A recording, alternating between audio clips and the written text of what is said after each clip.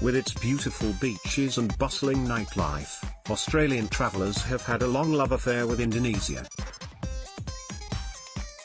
But a fresh wave of deadly terror attacks inspired by ISIS and involving entire families blowing themselves up, has prompted a warning from security experts. This is unprecedented in Indonesia, and I don't know of any other terrorist attacks in the world involving entire families blowing themselves up, says Australian National University Associate Professor and terrorism expert, Greg Feely. Terror expert Greg Feely says the recent attacks in Indonesia are unprecedented. 2 attacks this week saw young children used as suicide bombers. It is very likely that the parents believed that by martyring their own children, they are ensuring that those children would go to heaven, they would achieve salvation, Associate Professor Greg Feely told A Current Affair. The recent attacks saw a family of 6 target 3 Christian churches across Surabaya during Sunday Mass, while their friends struck a local police headquarters.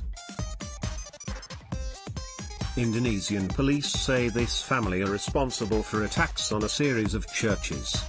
These attacks on the weekend are the first time we have had women suicide bombers in Indonesia, and certainly the first time we've had such small children involved, says News Corp journalist Cindy Wagner, who has lived and worked in Indonesia.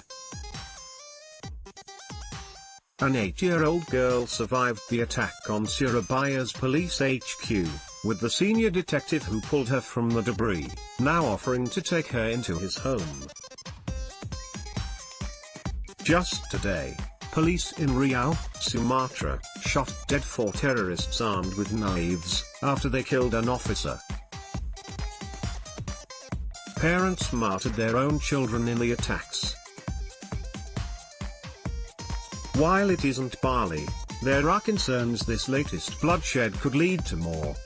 We do know in the past year that there was one thwarted attack that did involve Bali, and it did involve this particular terror group, Jad, says Ms. Wagner.